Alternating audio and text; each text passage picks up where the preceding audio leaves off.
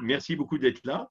Benjamin, bah, écoute, on t'écoute. On aimerait bien qu'on un peu de ton expérience tu vas nous expliquer ce que tu fais exactement, ton expérience dans la transformation digitale. Tu as travaillé avec Visiative, mais pas que peut-être. Et Mm. voilà, c'est quoi la data? On va avoir plein de questions à te poser. Mettez toutes vos questions dans le chat. Hein, on va s'assurer qu'on peut te demander. Quels sont les outils que tu utilises? C'est quoi les enjeux de la data pour toi? Quelle est la stratégie que tu as? Pourquoi ces data ont de la valeur? Est-ce que tu les partages avec certaines personnes? Quel métier, Mm. comment est composée ton équipe data? Voilà, ça c'est juste pour te donner la flavor, le sens du type d'interrogation qu'on peut tous mettre. On va mettre les questions dans le chat au fur et à mesure. Guillaume les surveille. Guillaume, je te laisse aussi Ouais. échanger. Est-ce qu'on peut t'interrompre quand on veut, Benjamin? Ah bah oui, allez-y, n'hésitez pas, hein, parce que sinon, après, moi, je Ok. vous fais un monologue de 30 minutes sans m'arrêter. Il n'y a pas Aïe, aïe, de, aïe. il y a pas de problème. Je suis très bavard et comme j'adore mon sujet, ça, Ah bon, ça peut. c'est pas un métier ennuyeux de travailler dans la data? Ah non. Ah bah, on te Alors, laisse partager ton voilà. écran si tu veux. Ouais, bah peut-être que ponctuellement, effectivement, j'en profiterai pour vous montrer des choses si c'est pertinent. J'ai rien préparé de particulier. J'aime bien ce côté un peu informel. Donc, moi, je suis donc Benjamin Balatin. Je suis le directeur de la transformation de Fermob. Bon, pour la petite histoire, je suis un ancien de l'EM Lyon que j'ai fréquenté à cheval entre le siècle dernier et celui-là. Et puis j'ai des liens assez forts avec EM Lyon puisque j'y interviens régulièrement. J'ai été responsable d'électifs et ainsi de suite. D'accord. Voilà, j'ai eu l'occasion d'échanger pas mal sur le programme TDO et il se trouve que dans mon équipe, j'ai une diplômée du programme TDO qui l'a fait il y a 2 ans. Voilà, donc ça c'est pour, c'est pour les connexions. Euh, donc moi, dans ma carrière, en fait, j'ai toujours travaillé sur des sujets liés aux technologies, hein. J'ai commencé ma carrière chez Sony Electronics début des années 2000. Je travaillais sur la mise en place de systèmes de e-procurement. Donc, c'était la belle époque où on appelait tous les trucs avec un i devant. Donc, j'étais rentré sur ce job-là, je n'avais même pas le début de la queue d'une idée de quoi ça parlait. Et d'ailleurs, les personnes qui m'ont embauché au RH chez Sony ne savaient pas non plus ce que j'allais faire. Mais c'est pas, voilà. Et puis, ça m'a amené au bout de quelques années à rentrer chez Capgemini Consulting.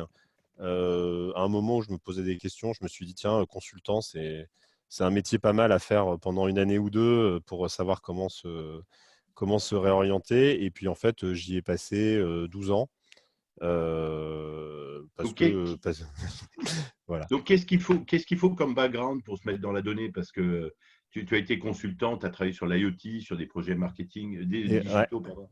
Capgemini, c'est que pour rentrer dans la data, pour rentrer dans une équipe data, c'est quoi les différentes portes d'entrée possibles? Ah, À part être data scientist au bout de 6 ans d'études de bah, mathématiques et d'informatique. bah voilà. Alors, effectivement, moi, je serais bien embêté par ce côté-là, parce qu'à la base, j'ai fait plutôt des études. Moi, j'ai un bac littéraire, donc pour tout dire, hein.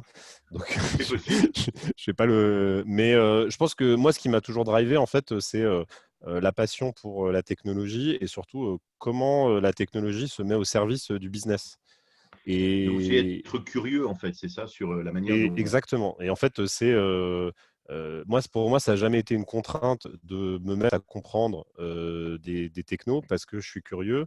Et en fait, les technologies, je les ai appris au contact de mes clients. C'est-à-dire quand j'étais chez Capgemini, j'accompagnais des directeurs des systèmes d'information de très grandes entreprises françaises, des patrons de l'infra. Alors oui, la première conversation que j'ai eue avec un mec qui s'occupait de l'infra pour des services de paiement chez Mastercard, j'ai rien compris à ce qu'il a dit.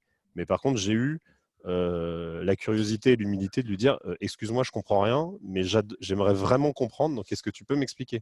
Ouais, montrer sa Et motivation. Alors voilà. moi, pour l'anecdote, la première conversation que j'ai eue avec un data scientist il y a plusieurs années, c'était avec Igor Caron. Et Igor me dit, il me tutoyait alors qu'on ne se connaissait pas encore, il me dit, mais tu sais, si on analyse bien l'onde sonore que produisent les dauphins, Mm. normalement, on doit permettre à l'homme de comprendre le langage dauphin et donc de parler dauphin. Et si ensuite on apprend au chien le langage dauphin, le dauphin pourra demander au chien de lui amener des poissons quand il a faim. Voilà, ça c'était ma première conversation sur la data avec un fou qui s'appelle Igor Caron. Et ce mec est absolument génial, vous pouvez le suivre. Igor Caron, hop, le voilà. Mm. Et donc oui, comme toi, j'ai dit ah bon, mais attends, tu me parles d'un truc dingue, explique-moi. Et effectivement, maintenant, on arrive à parler, à comprendre le langage des dauphins. Et effectivement, moi j'ai eu la chance, en étant dans un groupe comme Capgemini, de me retrouver. Enfin, moi j'avais plutôt des compétences de consultant en management. J'accompagnais des dirigeants sur des sujets complexes. On devait traduire des sujets de technologie pour aller en parler à des PDG, des directeurs commerciaux, des directeurs marketing, savoir pourquoi ils devaient dépenser quelques millions d'euros dans de la techno. Donc il fallait vulgariser, mais il fallait aussi être précis et compétent. Et dans un groupe comme ça, quand il fallait parler cybersécurité, je pouvais trouver un expert. Je passais des heures avec lui. Au début, je comprenais rien. À la fin, je comprenais et je devais ressortir les 3 ou 4 pépites qui allaient faire que derrière, un comité exécutif allait accepter de mettre 1 million d'euros sur la table pour améliorer les capacités de cybersécurité de l'entreprise. Donc voilà, D'accord. moi, c'est Donc, vraiment tu es ça vraiment qui dans m'a la drivé. data stratégie. Voilà. Voilà. Sur quel type de projet data tu as eu l'occasion de faire? Et je laisse tout le monde prendre le micro et poser des questions, hein, Alors, sur la partie data, quand j'étais consultant, je pense que un de mes gros faits d'armes, c'est tout enfin, il y en a deux. Moi, j'ai fait tout le programme de sécurisation de la donnée chez BNP Paribas, donc avec D'accord. le directeur de la sécurité du groupe. Alors, c'est Euh, quoi, par exemple, sécuriser la donnée? C'est quoi l'enjeu? En fait, on a fait basculer à cette époque-là, c'était il y a 7-8 ans maintenant, on a fait basculer en fait la banque d'un monde où la sécurité, c'était construire des barrières tout autour de la banque, donc mettre des firewalls, des gros murs, des machins, des systèmes qui allaient tout contrôler. Et puis en fait, à la fin, on était dans une forteresse. Mais bon, s'il y a quelqu'un qui rentre dans la forteresse, il fait ce qu'il veut. À passer à un monde où en fait les enjeux de sécurité ils sont tirés par la data et donc savoir quelles sont les données qui sont à forte valeur sur lesquelles là je dois mettre plein de trucs et puis les données qui finalement sont à plus faible valeur et peuvent circuler et sur lesquelles on peut relâcher et sur lesquelles il faut fluidifier les échanges. Sinon, en fait, à la fin, tout est important, tout est verrouillé à double tour. Et c'est ce qui fait que pendant des années, dans les banques traditionnelles, un conseiller ne pouvait pas envoyer un email à son client, qui est le mode de communication de base qu'on attend maintenant aujourd'hui dans le relationnel, parce que vous comprenez, envoyer un email vers l'extérieur, machin, ça peut être source de brèche de trucs. Donc, surtout pas, D'accord. surtout pas ce genre d'échange. Et en fait, ce truc-là était interdit parce que de l'autre côté, on estimait que ça pouvait mettre en danger des données ultra confidentielles et Bien ultra sûr. critiques, alors Est-ce qu'on qu'il peut fallait pas. dissocier ça. Ouais, donc tu as travaillé sur un projet sécurisation de la donnée. Et OK. Et voilà. est-ce que tu as deux, trois autres projets que tu peux Et citer le comme ça? deuxième qui peut être intéressant, qui est complètement à l'opposé, c'est j'ai travaillé pour le groupe SEB, voisin là Lyon. sur Lyon Dardilly. Là sur justement toute la stratégie d'utilisation des données des clients particuliers qu'ils avaient et comment en fait quelles pouvaient être toutes les utilisations possibles de ces données. Donc, à la fois sur des actions marketing et commerciales. Donc, j'ai de la donnée. Donc, derrière, je vais pouvoir mettre en place des cas d'usage pour aller chercher des clients par du retargeting, du remarketing, créer des campagnes de plus en plus personnalisées. Donc, ça, c'est un point. De l'autre côté, il y a la donnée en tant que source de valeur et donc comment est-ce que j'interroge ces données pour comprendre quels sont les besoins de mes clients, quelles sont les futures orientations et ainsi de suite. Et puis après, toutes les données, l'utilisation de la donnée aussi sur toute la personnalisation des parcours, ce qui fait qu'un client qui rentre dans un magasin, qui appelle au service client, il a tout de suite un service personnalisé. Et donc, comment on crée ça? Bonjour Benjamin, est-ce que votre robot Senseo va bien alors que tu l'auras pas dit, c'est ça? Tu appelles Voilà, on te dit bien. exactement. Donc, savoir que je suis Benjamin et que j'ai un Senseo.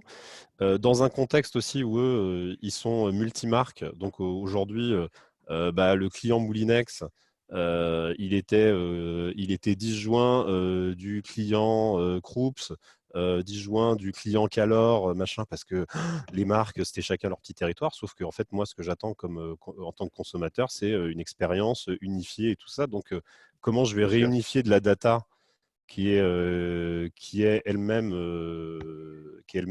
silotée, et puis comment Alors, je structure ça, sachant que j'ai des canaux d'acquisition de la data qui sont extrêmement variés. J'ai tous mes points de contact, web, mail, machin classique. J'ai mes objets connectés qui se mettent à me ramener de la data et tout. Donc, comment derrière on va unifier ça pour pouvoir créer de la valeur autour de ça. Alors, quelles sont justement les sources de valeur personnalisées? On comprend. On a parlé à l'instant de Myriad qui va permettre à Netflix de changer sa stratégie de personnalisation. Donc, personnaliser, comprendre les besoins des clients. Est-ce qu'il y a des cas d'usage? Tu dis vous avez listé les cas d'usage des données consommateurs SEB.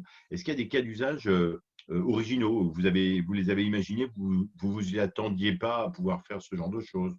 Vous vous attendiez pas à... En fait, ce qui revient quand même, hein, c'est que quand on traite ce genre de problématique avec des entreprises comme le groupe SEB, et puis après, ça sera encore plus vrai dans mon expérience Fairmob, euh, ce dont on a envie, c'est de faire le truc un peu le cas d'usage super sophistiqué du client qui a rebondi 3 fois entre Facebook, Instagram, mon site internet. J'ai réussi à le traquer et tout jusqu'à lui pousser la publicité qui correspond à l'offre de ses rêves. Euh, et, et- et alors qu'en fait, quand on fait ça, on tire des ficelles et on s'aperçoit que d'un point de vue interne, d'un point de vue marketing, on ne s'est même pas posé les questions de base. C'est-à-dire que on ne s'est même pas demandé, tiens, je collecte des datas sur ce client, mais pourquoi faire? En fait, j'ai Voilà. sa date de naissance. À quoi ça me sert? Est-ce que je lui envoie un email pour son anniversaire? Est-ce que je fais en fait des statistiques sur l'âge de mes clients, machin? En fait, j'en fais rien. Et on s'est rendu compte que la première chose à traiter, c'était déjà d'éliminer tout ce bruit de data parasites qu'on collectait sur les gens et dont en fait on ne faisait rien parce on sortait aussi d'une époque où avant c'était le marketing disait je veux tout savoir. Donc on collecte tout. Sauf qu'après, là-dedans, pour arriver derrière à restructurer les données, machin, ça marche sur le PowerPoint. Dans la vraie vie, quand on commence à faire tourner les algorithmes, en fait, non, ça marche pas, quoi. Les données se D'accord. pourrissent les unes les autres. Et Ouais, la propreté des données, le management des données, on va parler de nous dans cette formation ouais, aussi de la gouvernance des données. C'est important. ouais. Avez-vous des questions pour toi? Quelles sont les questions? Donc, j'ai pris des notes sur ce que tu Mm. disais dans le chat. Personnaliser les interactions clients. Euh, Est-ce que ça permet d'aller sur de nouveaux business models? Alors oui, du coup, ça a été notamment un des points support pour accompagner le lancement d'objets connectés ou en tout cas de services, de services connectés parce que derrière, bon, au-delà des objets, on va dire, qu'on peut piloter avec son smartphone, là, on commençait effectivement à rentrer dans les problématiques de l'aspirateur robot, du robot de cuisine qui va me pousser des propositions de recettes un peu pertinentes par rapport en se basant sur ce que j'ai mangé ces 5 ou 6 derniers jours. Bien sûr. Voilà, ça a Les ouvert tout données ça. d'usage, oui, c'est ça, les données d'usage. Alors, on sait que le groupe SEB, puisque tu cites le groupe SEB, participe à une recherche sur la data qui s'appelle Open Food System. Tout à fait. C'était Pourquoi, un des axes. voilà, on peut en parler. Pourquoi, c'est quoi Open Food System et pourquoi ils se sont alliés avec des partenaires aussi étonnants. Dans le travail qu'on fait, dans l'exercice qu'on fait dans ces 3 jours de formation TDO, on parle beaucoup de quels partenaires avec qui on pourrait échanger des données, etc.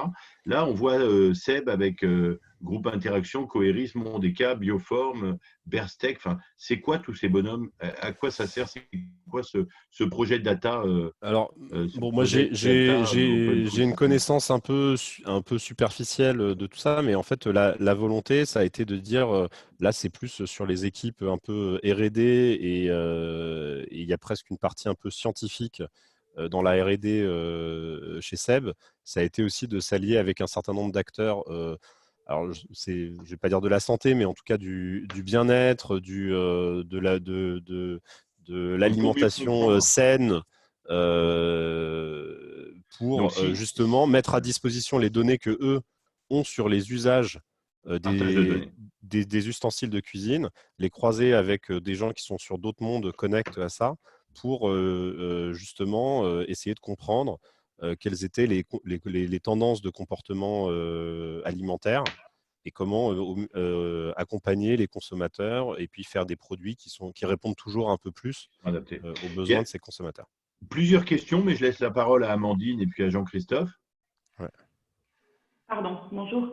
Moi, je voulais savoir justement, comme c'est un groupe qui est multimarque et qui, a priori, vous l'expliquez, hyper siloté dans son fonctionnement, au-delà de la technique du partage de data et d'une nouvelle gouvernance, comment, en termes humains, RH, ça s'est passé pour que, fonctionnellement, ça marche? Ouais, alors en fait, ouais, il y a il y a une vraie complexité parce que ce qui est assez marrant, c'est que, enfin, déjà il y a des silos locaux c'est avant tout une entreprise qui a un fort drive commercial, donc déjà c'est les marchés qui pilotent un certain nombre de choses. Selon les marchés, les marques sont pas représentées de la même manière et ont pas forcément les mêmes positionnements d'un pays à l'autre. D'ailleurs, un même produit peut être brandé d'une marque sur un marché et brandé avec une autre marque sur sur un autre marché. Et finalement, ce qui était assez amusant, c'est que les équipes marketing, je dirais un peu au global, qui pilotent tout ça, elles sont pas forcément organisées par marque, mais elles avaient un schéma mental qui était de dire, en fait, le client, il est attaché à une marque et si il découvre que en achetant Krups, en fait, il est rentré dans l'univers de Seb dans lequel il y a aussi Moulinex, ça va poser un problème au client.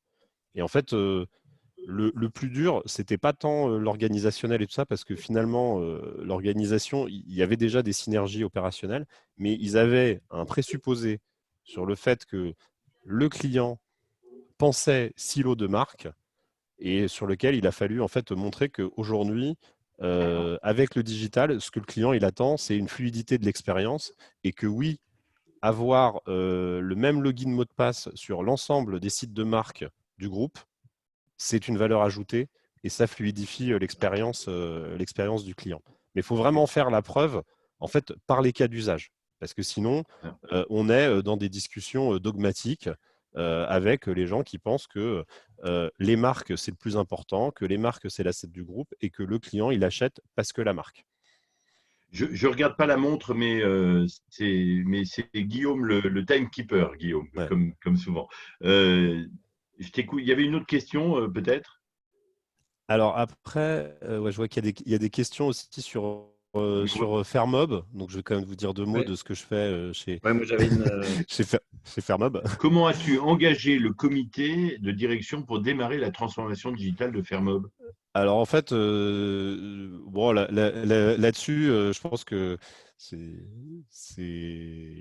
c'est enfin, c'est autant moi qui ai été engagé par le comité de direction que moi qui ai engagé le comité de direction, hein. J'ai la chance moi d'avoir un dirigeant, Bernard Rébier, qui est assez visionnaire et qui a compris en fait le besoin de transformation de son entreprise. Et donc c'est pour ça qu'on s'est rencontrés et c'est pour ça. En fait, au début, il cherchait quelqu'un pour bosser un peu sur le digital et pour l'étendre en fait au-delà des domaines marketing et commerciaux. Et puis en fait, quand on a passé 2 heures ensemble dans une pièce avec Bernard, on s'est dit mais l'entreprise, elle n'a pas un problème de digital, elle a un problème de transformation. Pas au sens où se transformer, c'est un nouveau truc qu'il faut faire. En fait, faire Mob, dans sa forme actuelle, ça fait 30 ans que Bernard l'a repris. Tous les ans, c'est 10 ou 15% de croissance. Donc, en fait, la boîte, elle s'est déjà transformée 30 fois.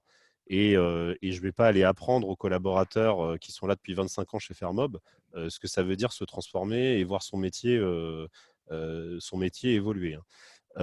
En revanche, on arrivait à un point, on commençait à atteindre la barre des 100 millions d'euros, presque 400 entreprises, quelques rachats qui font que Fairmob commence à être un peu un groupe, où là, il y a des effets de seuil pour passer la transformation, où c'est plus possible de se transformer sans que quelqu'un soit un peu pilote de cette transformation, la coordonne, apporte dans la transversalité. Et moi, je suis arrivé dans un comité de direction où il y a des gens qui sont très bons dans leur domaine opérationnel. Il y a un très bon directeur industriel, une très bonne directrice marketing, des bons directeurs commerciaux. Il n'y a pas de souci, là-dessus. En revanche, aujourd'hui, le fait est que quand je change un truc sur mon site internet, on peut croire que éventuellement c'est du marketing ou du commerce, mais en fait, ça va peut-être bouleverser ma supply chain. Donc, je change un truc dans ma supply chain et ça met le bazar sur mes canaux de distribution. Et donc, le fait que ces chaînes soient imbriquées, c'était extrêmement fort.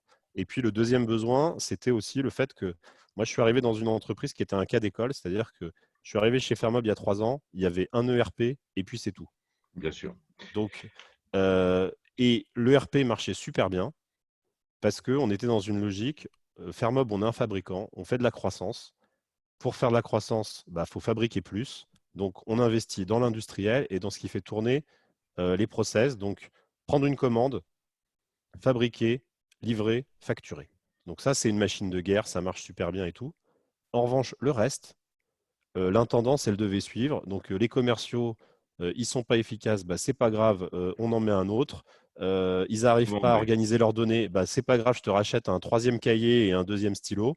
Le back-office de vente, vous recevez des commandes par fax que machine imprime, que bidule ressaisit à la main dans le RP, que Trucmuche valide et l'autre confirme au téléphone par le client. Quand on avait 50 commandes par jour, ça marchait. Maintenant, quand on en a 500, 600, 800, qu'est-ce qu'on fait? On empile des intérimaires les uns par-dessus les autres. Donc ça marche, ça a marché un certain temps. Et quand je suis arrivé, le constat, c'est de dire, on ne comprend pas. On a beau empiler les gens les uns sur les autres pour faire la croissance, ça ne marche pas. Et donc là, c'est là où on arrive et on dit, faut repenser les process, faut mettre des outils. Et donc la logique, elle commence de là. Donc, et ça, je pense que le comité de direction avait fait ce constat et avait touché du doigt cette limite. Donc, ils étaient matures, oui. Ils avaient compris leur diagnostic et ils t'ont fait venir en sachant.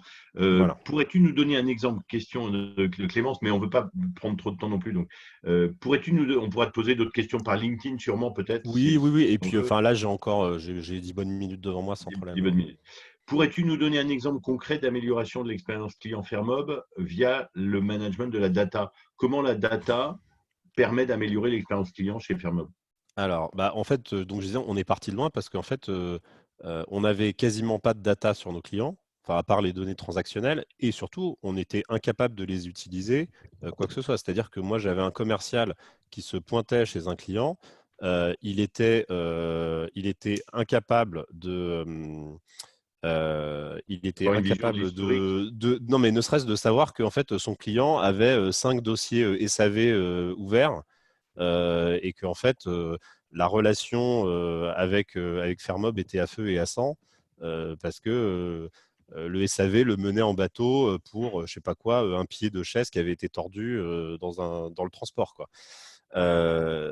Donc ça, c'était complètement déplorable. Donc là, à partir du moment où on a commencé à ouvrir les choses, et on a été hyper simple, hein. On a pris des petits périmètres, on a regardé, on a dit tiens, donc moi j'ai plutôt commencé sur la partie B2B, donc les clients professionnels qu'on adresse, donc par exemple tout ce qui est hôtellerie, restauration.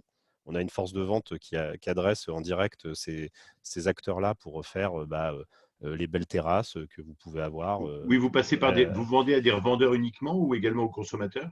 Non, alors nous on fait tout. C'est ça qui est rigolo chez Fairmob. On peut vendre en direct au travers de notre site internet et de quelques boutiques qu'on a en propre.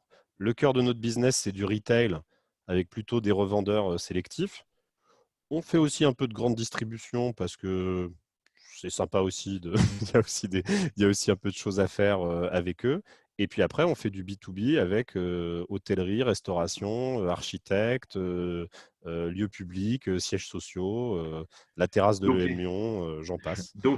Mais c'est ça les qui est, 30. c'est ça qui est intéressant, c'est que quand on voit quand même la stratégie de Fairmob, vous aviez vraiment une stratégie qui était très orientée retailer, enfin en tout cas professionnelle, très B2B, on va dire, il y a pas mal d'années. Et maintenant, la stratégie, elle est aussi B2C. Et je pense qu'on peut parler de stratégie B2B2C.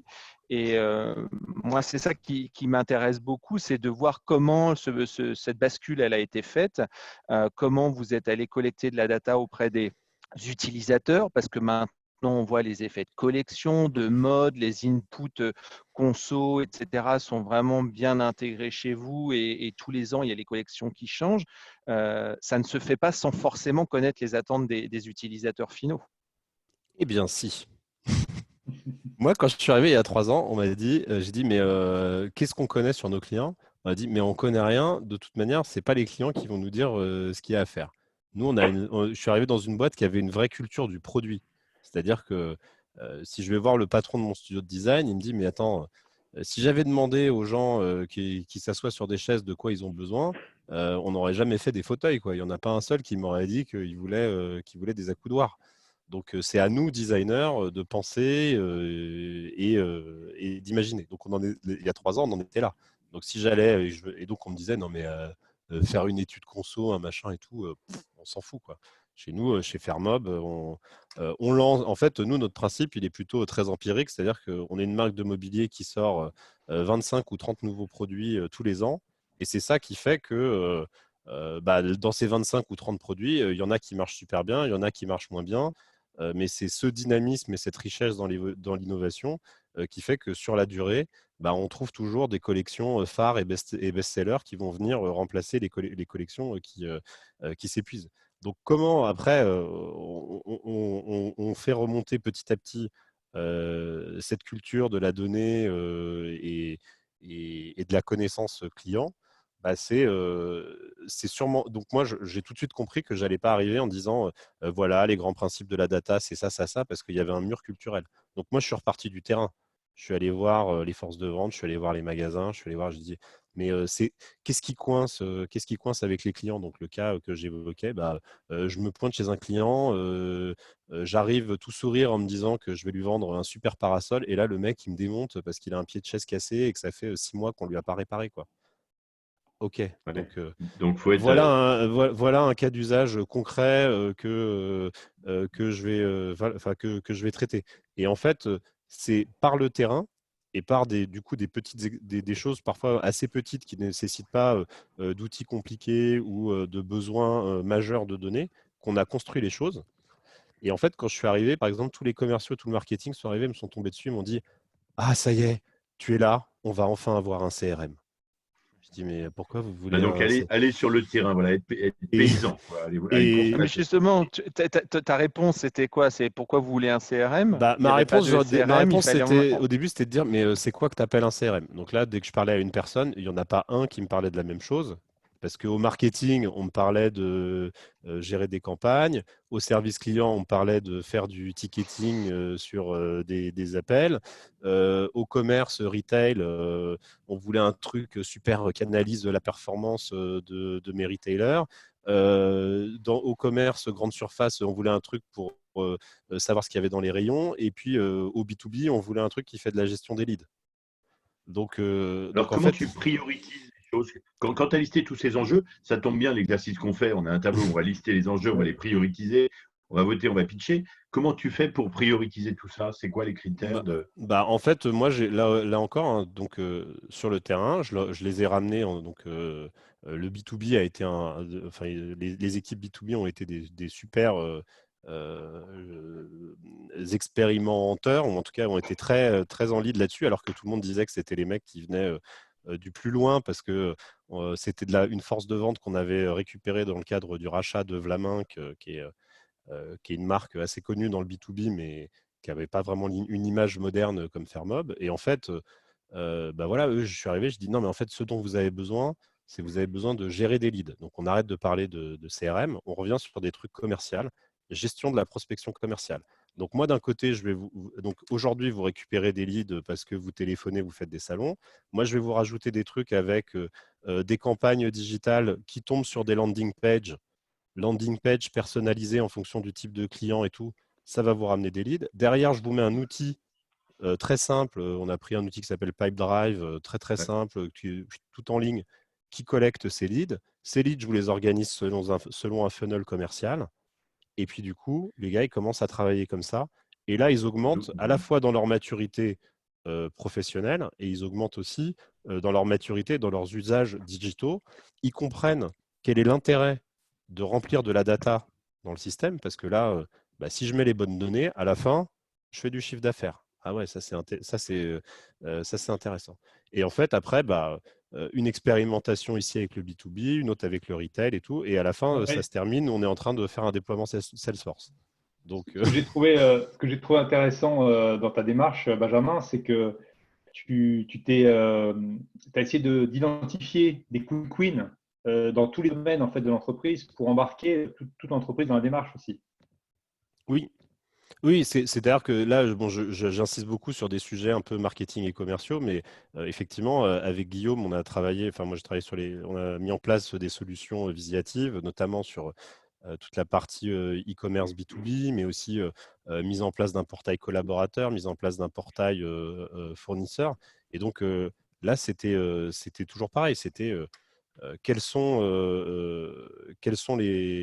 des problématiques terrain et on trouve des outils assez simples qui répondent à un besoin précis. Et d'une certaine manière, au début, je suis parti à l'inverse de ce que tous les grands pontes de l'architecture informatique, digitale, machin, vous racontez. C'était quasiment un besoin, un outil.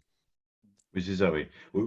Et c'est vrai, jamais partir des outils. Il faut partir du terrain concret, comment aider. Donc, Voilà. un cas d'usage, un outil. Et après, moi, je savais, et c'est parce que ça, c'est mon job de directeur de la transformation, je savais qu'à terme, ma cible, ça serait effectivement de refaire converger tout ça et d'aller vers des choses qui seront intégrées. Et d'ailleurs, les premiers outils que j'ai faits, quand je fais du Pipedrive, j'ai zéro connexion avec mon ERP. C'est seulement ensuite quand je décide d'aller vers un outil type Salesforce que là, je vais investir dans comment j'intègre CRM et ERP, comment je partage des données entre les deux. Sinon, avant, c'est bon, il y a une personne qui fait un export de l'un et qui le charge dans l'autre une fois par semaine. Et puis on avance déjà comme ça. Et puis, comme tu vas sur le terrain, tu sers aussi de traducteur. En fait, tu arrives Oui. à faire que les équipes se comprennent. Moi, j'ai implémenté Salesforce il y a 20 ans dans un grand groupe américain au niveau européen. Et j'ai le directeur commercial de Londres, du groupe Dow Jones, qui me dit viens, il faut qu'on parle au directeur technique qui est en train d'implémenter Salesforce pour nous. Il faut que tu m'aides à le comprendre. Et on se retrouve avec ce bonhomme, entre les deux, entre le commercial et le technique. Et le commercial me dit, mais dis-moi pourquoi le mec de la technique me parle d'agriculture. On est dans une boîte financière, pourquoi il me parle d'agriculture? Je dis quoi, il parle d'agriculture? Ouais, il me demande quel champ je veux dans la base de données. What field do you want? Et voilà, et donc ça c'était il y a 20 ans, alors on en rigole parce qu'on sait tous maintenant ce que c'est qu'un champ.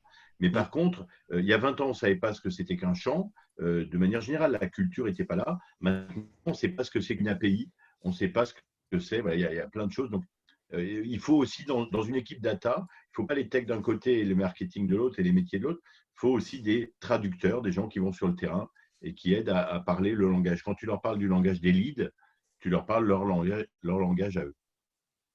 Exactement. Non, mais voilà. Et donc, c'est vrai pour moi. Et après, quand j'ai commencé à constituer mon équipe, j'ai fait en sorte d'intégrer aussi des gens qui avaient cette culture-là, qui est d'être proche des équipes, des utilisateurs. Parce qu'effectivement, un outil sans utilisateur, ça n'a aucune valeur. Et puis, alors effectivement, on parle beaucoup de données, mais la donnée, elle vient bien de quelqu'un.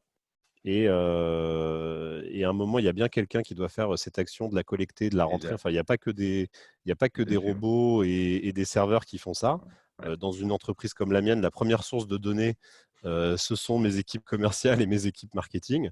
Donc, pour qu'elles acceptent de rentrer de la donnée, parce que souvent c'est un peu pénible et fastidieux, il faut que derrière, elle touche du doigt très très vite la valeur. Et il n'y a rien de pire que de demander à des gens de passer des semaines et des semaines à mettre à jour une base de données client pour un produit qu'on leur livrera dans 6 mois, où les données elles seront plus à jour. Donc, commencer par lister tous les personnages dans l'entreprise, tous les métiers, clients, internes, externes, identifier les cas d'usage, voir où on fait de la valeur. Est-ce que ça va dans le sens de la stratégie de l'entreprise? C'est génial. Je me permets de poser la question. Vous embauchez chez Fermob?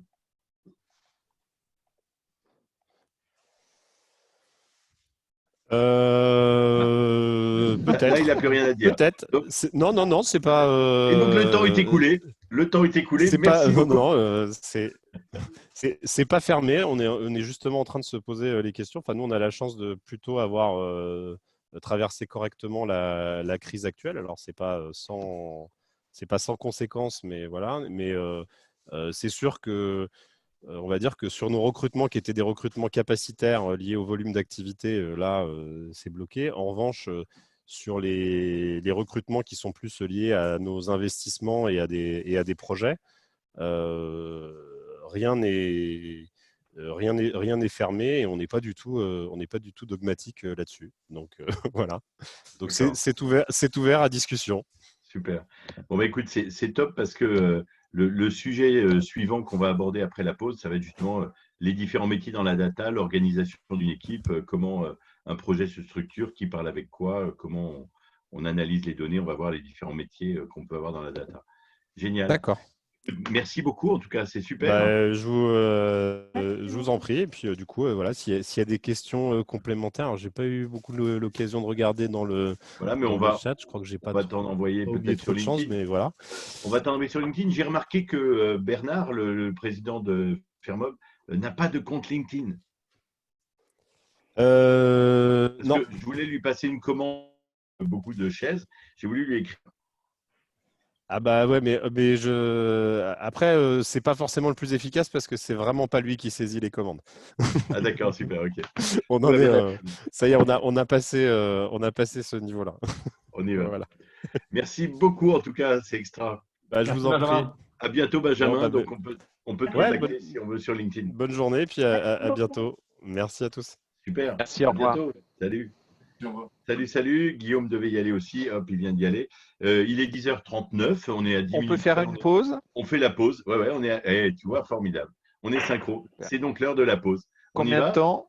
Et 15 minutes, si ça vous va, peut-être. Super. On y va. Allez, hop. On y va. On se retrouve dans 15 minutes. Il y aura un petit chrono ici. Super. À tout de suite. À tout de suite. Salut.